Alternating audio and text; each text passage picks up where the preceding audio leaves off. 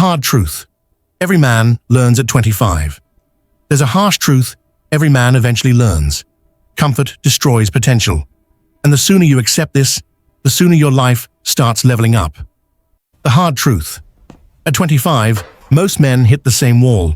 Life isn't magically getting better. Nobody is coming to save you. If you don't build discipline, life will discipline you. Your 20s aren't for wasting time. They're for building the foundation of the man you want to become. The discipline gap. Look around. Most men are distracted, passive, addicted to comfort. Unsuccessful men seek the easy path. Successful men seek growth. The difference isn't talent, it's discipline. It's choosing long-term strength over short-term pleasure. Your advantage, micro wins. You don't need to overhaul your whole life. You need one win per day. Read 10 pages, do 30 push-ups. Learn one new skill. Small wins stack. They build confidence. Confidence builds action.